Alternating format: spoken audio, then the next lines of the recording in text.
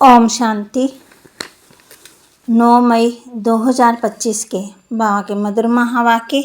बाबा कहते, मीठे बच्चे, तुम्हें नशा रहना चाहिए कि जिस शिव की सभी पूजा करते हैं वह अभी हमारा बाप बना है, हम उनके सम्मुख हैं। तुम्हें नशा रहना चाहिए कि जिस शिव की सभी पूजा करते हैं वह अभी हमारा बाप बना है, हम उनके सम्मुख बैठे हैं। प्रश्न: मनुष्य भगवान से क्षमा क्यों मांगते हैं? क्या उन्हें क्षमा मिलती है? मनुष्य भगवान से क्षमा क्यों मांगते हैं? क्या उन्हें क्षमा मिलती है? उत्तर: मनुष्य समझते हैं हमने जो पाप कर्म किए हैं उसकी सजा भगवान धर्मराज से दिलाएंगे, इसलिए क्षमा मांगते हैं। लेकिन उन्हें अपने कर्मों की सजा कर्म भोग के रूप में भोगनी ही पड़ती है। भगवान उन्हें कोई दवाई नहीं देता। गर्भ जेल में भी सजाएं भोगनी है। शास्त्रकार होता है कि तुमने ये किया है, ईश्वरी डायरेक्शन पर नहीं चले हो, इसलिए ये सजा है।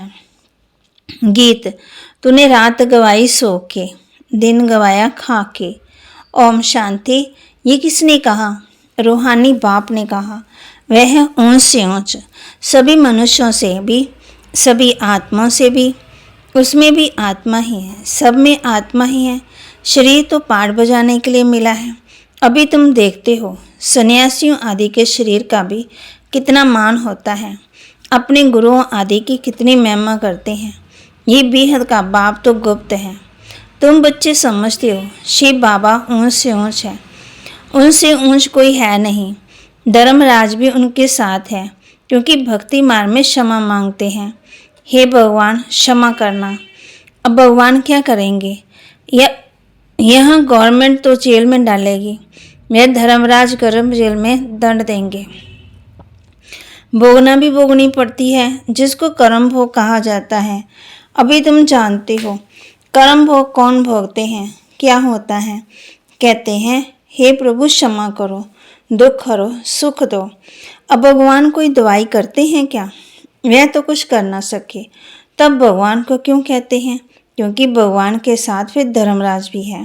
बुरा काम करने से जरूर भोगना पड़ता है, गर्भ जेल में सजा मिलती है। शास्त्र का सब होते हैं, बिगड़ शास्त्र का सजा नहीं मिलती। गर्भ जेल में तो कोई दवाई आदि नहीं है, वहाँ सजा भोगनी पड़ती है। जब दुखी होते हैं तब कहते हैं भगवान इस जेल से निकालो। अभी तुम बच्चे किसके सामने बैठे हो? ऊंच से ऊंच बाप, परंतु है गुप्त, और सभी के तो शरीर देखने में आते हैं। यहाँ शिव बाबा को तो अपना हाथ पांव आदि है नहीं, फूल आदि भी कौन लेंगे? इनके हाथ से लेना होगा अगर चाहे तो, परंतु कोई से भी लेते नहीं। जैसे वे शंकराचार्य कहते हैं हमको कोई छुए नहीं, हाथ न लगाए, तो बाप कहते हैं हम पतितों का कुछ भी कैसे लेंगे? हमको फूल आदि की दरकार नहीं। भक्ति मार्ग में सोमनाथ आदि के मंदिर बनते हैं, फूल चढ़ाते हैं, परंतु मुझे तो शरीर है ही नहीं, तो समझे ना, आत्मा को कोई छुएगा कैसे? कहते हैं हम पतितों से फूल कैसे लेवें? कोई हाथ भी नहीं लगा सकते, पतितों को छूने भी ना दें। आज बाबा कहते कल फिर जाकर नरकवासी बनते, ऐसे को तो देखे भी नहीं। बाप कहते हैं मैं तो ऊंच से ऊंच हूँ। इन सब सन्यासियों आदि का भी ड्रामा अनुसार कल्याण करना है। मुझे कोई जानता ही नहीं। शिव की पूजा करते हैं, परंतु उनको जानते थोड़ी है कि ये गीता का भगवान है और यहाँ आकर के ज्ञान देते हैं। गीता में ही श्री कृष्ण का नाम डाल दिया है।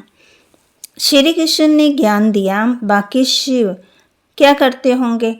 तो मनुष्य समझते हैं वे आते ही नहीं। अरे पतित पावन श्री कृष्ण को थोड़ी कहेंगे, पतित पावन तो मुझे कहते हैं। तुम्हारे में भी कोई थोड़े हैं जो इतना रिगार्ड रख सकते हैं। रहते कितना साधारण है, समझाते भी हैं। मैं इन साधुओं आदि सब का बाप हूँ, जो भी शंकराचार्य आदि हैं, इन सब की आत्माओं का मैं बाप हूँ। शरीरों के बाप जो हैं वह तो है ही, मैं हूँ सभी आत्माओं का बाप। मेरी सब पूजा करते हैं। अभी वह यहाँ सम्मुख बैठे हैं, परंतु सभी समझते थोड़ी हैं कि हम किसके सामने बैठे हैं। आत्मा जन्म जन्मांतर से देहाभिमान पर घिरी हुई है। देहाभिमान जट आ जाता है, इसलिए बाप को याद नहीं कर सकते, देह को ही देखते हैं। देहाभिमानी हो तो उस बाप को याद करें और बाप की श्रीमत पर चलें। बाप कहते हैं मुझे जानने के लिए सब पुरुषार्थी हैं। अंत में पूरे देहाभिमानी बनने वाले ही पास होंगे, बाकी सब में जरा जरा देहाभिमान रहेगा। बाप तो है गुप्त, उनको कुछ भी दे नहीं सकते। बच्चे शिव के मंदिर में भी जाकर समझा सकती हैं। कुमारियों ने ही शिव बाबा का परिचय दिया है तो कुमार कुमारियां दोनों जरूरी। कुमारों ने भी परिचय दिया होगा, माताओं को खास उठाती हैं क्योंकि उन्होंने पुरुषों से जास्ती सर्विस की है। तो बच्चों को सर्विस का शौक़ होना चाहिए। जैसे उस पढ़ाई का शौक़ होता है ना, वह है जिस्मानी, ये है रूहानी। जिस्मानी पढ़ाई पढ़ेंगे, ये ड्रिल आदि सीखेंगे, मिलेगा कुछ भी नहीं। समझो, अभी किसी को बच्चा जन्मता है तो धूमधाम से उनकी छठी मनाते हैं, परंतु वे पाएंगे क्या? इतना समय ही नहीं है जो कुछ पा सके। यहाँ से तो जाकर जन्म लेते हैं, परंतु वह भी समझेंगे तो कुछ नहीं। यहाँ का बिछड़ा हुआ होगा तो सीख कर गया होगा, उसी अनुसार छोटेपन में शिव बाबा को याद करता होगा। ये तो मंत्र हैं, छोटे बच्चों को सिखलाएंगे, वे बिंदु आदि को कुछ समझेगा नहीं, सिर्फ शिव बाबा कहते रहेंगे। शिव बाबा को याद करो तो स्वर्ग का वर्षा पाएंगे। ऐसे उनको समझाएंगे तो वह भी स्वर्ग में आ जाएंगे, परंतु ऊंच पद पा नहीं सकेंगे। ऐसे बहुत बच्चे आते हैं, शिव बाबा कहते रहते हैं, फिर अंतमति सुगति हो जाएगी। ये राजधानी स्थापन हो रही है। अब मनुष्य शिव की पूजा करते हैं, परंतु जानते थोड़ी है। जैसे छोटा बच्चा शिव शिव कहता है, समझते नहीं है। यहाँ भी पूजा करते, परंतु पहचान कुछ है ही नहीं। तो उनको बतलाना चाहिए, तुम जिसकी पूजा करते हो वही ज्ञान का सागर, गीता का भगवान, वे हमको पढ़ा रहे हैं। इस दुनिया में और कोई मनुष्य नहीं जो कह सके कि शिव बाबा हमको राजयोग सिखा रहे हैं, पढ़ा रहे हैं। ये से तुम बच्चे जानते हो, सो भूल भी जाते। भगवानोवाच, मैं तुमको राजयोग सिखाता हूँ। किसने कहा? भगवानोवाच, काम महाशत्रु है, इस पर जीत पहनो, प्राणी दुनिया का संन्यास करो। वह है शंकराचार्य, यह है शिवाचार्य, वे हमको सिखलाते हैं। श्री कृष्ण आचार्य नहीं कह सकते, वह तो छोटा बच्चा। सतयुग में ज्ञान की दरकार नहीं रहती। जहाँ जहाँ शिव के मंदिर हैं वहाँ तुम बच्चे बहुत अच्छी सेवा कर सकते हो। शिव के मंदिरों में जाओ। माताओं को तो जाना अच्छा है ना, माताओं का जाना अच्छा है, कन्या जाएं तो उससे भी अच्छा है। अब भी तो हमको बाबा से राज्य भाग्य लेना है, बाप हमको पढ़ाते हैं, फिर हम महाराजा महारानी बनेंगे। ऊंच से ऊंच बाप ही है, ऐसी शिक्षा कोई मनुष्य दे न सके। ये है ही कलयुग। सतयुग में था इनका राज्य। ये राजा रानी कैसे बने? किसने राजयोग सिखाया? जो सतयुग के मालिक बने, जिसकी तुम पूजा करते हो, वह हमको पढ़ाकर सतयुग का मालिक बनाते हैं। ब्रह्मा द्वारा स्थापना, विष्णु द्वारा पालना। पतित प्रवृत्ति मार्ग वाले पावन प्रवृत्ति मार्ग में जाते हैं। कहते भी हैं बाबा हम पतितों को पावन बनाओ, पावन बनाकर फिर देवता बनाओ। तो बाप कहते हैं ये है प्रवृत्ति मार्ग। निवृत्ति मार्ग वालों का गुरु बनना ही नहीं है, जो पवित्र बनते हैं उनके गुरु बन जाते हैं। ऐसे बहुत साथी भी होते। बाप कहते हैं कई तो विकारों के लिए थोड़ी शादी करते हैं, तो तुम बच्चे ऐसे से सर्विस कर सकते हो। अंदर में शौक़ होना चाहिए कि हम बाबा के सपूत बच्चे बन क्यों ना जाकर सर्विस करेंगे। प्राणी दुनिया का विनाश सामने खड़ा है। अब शिव बाबा कहते श्री कृष्ण तो हो न सके, वह तो एक ही बार सतयुग में होगा, दूसरे जन्म में वही फीचर्स वही नाम थोड़ी होगा। 84 जन्म में 84 फीचर्स। श्री कृष्ण ये ज्ञान किसको सिखला ना सके, वह श्री कृष्ण कैसे यहाँ आएंगे? अभी तुम इन बातों को समझते हो। आधा कल्प अच्छे जन्म होते हैं, फिर रावण राज्य शुरू होता। मनुष्य हूबहू जैसे जानवर मिसल बन जाते हैं। एक दो में लड़ते झगड़ते रहते। तो रावण का जन्म हुआ ना, बाकी 84 लाख जन्म तो है ही नहीं, इतनी वैरायटी है, जन्म थोड़ी इतने लेते हैं। तो ये बाप बैठ समझाते हैं, वह है ऊंच ऊंच भगवान, वह पढ़ाते हैं। तो बाबा कहते हैं नेक्स्ट में ये भी है ना, नहीं पढ़ेंगे तो किसी के पास जाकर दास दासियां बनेंगे क्या? शिव बाबा के पास दास दासियां बनेंगे? बाप तो समझाते, पढ़ते नहीं हैं तो जाकर सतयुग में दास दासी बनेंगे। जो कुछ भी सर्विस नहीं करते, खाया पिया और सोया, वे क्या बनेंगे? बुद्धि में आता है ना, क्या बनेंगे? हम जो महाराजा बनेंगे, हमारे सामने भी वही नहीं आएंगे, खुद भी समझते हैं ऐसे हम बनेंगे, परंतु फिर भी शर्म कहाँ है? हम अपनी उन्नति का कुछ तो पालवे, समझते ही नहीं है। तब बाबा कहते हैं ऐसे मत समझो, ये ब्रह्मा कहते हैं हमेशा शिव बाबा के लिए समझो। शिव बाबा का तो रिगार्ड रखना है ना, उनके साथ फिर धर्मराज भी है, नहीं तो धर्मराज के डंडे भी बहुत खाएंगे। कुमारियों को तो बहुत होशियार होना चाहिए, ऐसे थोड़ी यहाँ सुना बाहर गए तो भूल गए। भक्ति मार्ग की कितनी सामग्री है।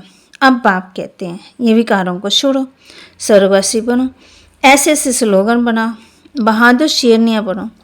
बेहद का बाप मिला है, फिर क्या परवाह? गवर्नमेंट धर्म को ही नहीं मानती तो फिर मनुष्य देवता बनने कैसे आएंगे? वह कहते हम तो कोई भी धर्म को नहीं मानते, सबको हम एक समझते हैं, फिर लड़ते झगड़ते क्यों? झूठ तो झूठ सच की भी रीति नहीं। पहले पहले हम ईश्वर व्यापी से झूठ शुरू होती। हिंदू धर्म तो है ही नहीं, क्रिश्चियन का अपना धर्म चलता, वे अपने को बदलते नहीं। ये एक ही धर्म है जो अपने धर्म को बदल हिंदू कह देते, और फिर नाम कैसे कैसे रखते, श्री श्री फलाने। अब श्री अर्थात श्रेष्ठ का, श्री भी, श्रीमत भी, श्रीमत भी किसी की भी नहीं, किसकी नहीं। ये तो उनको आयरन एज मत है, उनको श्रीमत कैसे कह सकते हैं उनकी? अभी तुम कुमारियाँ खड़ी हो जाओ, बाबा कहते तो कोई को भी समझा सकती हो, परंतु योग युक्त अच्छी होशियार बच्चियाँ चाहिए, निडर चाहिए। अच्छा, मीठे मीठे सिक्के लदे बच्चों प्रति माता पिता बाप दादा का याद प्यार और गुड मॉर्निंग। रूहानी बाप के रूहानी बच्चों को नमस्ते, रूहानी बच्चों की रूहानी बाप दादा को दिलवा जान सिकवा प्रेम से नमस्ते। धारणा के लिए मुख्य सार, अपनी उन्नति करने के लिए बाप की सर्विस में तत्पर रहना है। सिर्फ खाना पीना सोना ये पदवी गंवाना है। बाप और पढ़ाई का रिगार्ड रखना है। देही विमानी बनने का पूरा पुरुषार्थ करना है। बाप की शिक्षाओं को धारण कर सपूत बच्चा बनना है। वरदान, सेवा करते उपराम स्थिति में रहने वाले योग युक्त युक्ति युक्त सेवाधारी भव। सेवा करते उपराम स्थिति में रहने वाले योग युक्त युक्ति युक्त सेवाधारी भव। जो योग युक्त युक्ति युक्त सेवाधारी हैं, वे सेवा करते भी सदा उपराम रहते हैं। ऐसे नहीं कि सेवा ज़्यादा है इसलिए अशरीरी नहीं बन सकते, लेकिन याद रहे कि मेरी सेवा नहीं, बाप ने दी है तो निर्बंधन रहेंगे। ट्रस्टी हो, बंधन मुक्त हो, ऐसी प्रैक्टिस करो। अंत के समय अंत की स्टेज कर्मातीत अवस्था का अभ्यास करो। जैसे बीच बीच में संकल्पों के ट्रैफिक को कंट्रोल करते हो, ऐसे अति के समय अंत की स्टेज का अनुभव करो, तब अंत के समय पास विद ऑनर बन सकेंगे। स्लोगन, शुभ भावना कारण को निवारण में परिवर्तन कर देती है। शुभ भावना कारण को निवारण में परिवर्तन कर देती है। अव्यक्त इशारे, पवित्रता ब्राह्मण जीवन के विशेष जन्म की विशेषता है। पवित्र संकल्प ब्राह्मणों की बुद्धि का भोजन है। पवित्र दृष्टि ब्राह्मणों की आंखों की रोशनी है। पवित्र कर्म ब्राह्मण जीवन का विशेष व्यापार है, धंधा है। पवित्र संबंध और संपर्क ब्राह्मण जीवन की मर्यादा है। ऐसी महान चीज को अपनाने में मेहनत नहीं करो, हट से नहीं अपनाओ। ये पवित्रता तो आपके जीवन का वरदान है। तो बाबा ने आज धारणा के लिए हमें बोला है कि अपनी उन्नति करने के लिए बाप की सर्विस में सदा हाजिर रहना है। सिर्फ खाना पीना सोना ये पद उगाना है। जब हमें पोजीशन मिलनी होगी वो वक्त पोजीशन नहीं बनेगी। स्थिति परिस्थिति माना स्वस्थिति कैसे मजबूत होगी? सेवा से, अपनी उन्नति से। बाप का और पढ़ाई का रिगार्ड रखना है। देही विमान नहीं बनने का पूरा पुरुषार्थ करना है। बाप की शिक्षाओं को धारण कर सपूत बच्चा बनना है। बाबा के महावाक्य को लाइक करें, शेयर करें, सब्सक्राइब करें और अपने जीवन में धारण भी करें।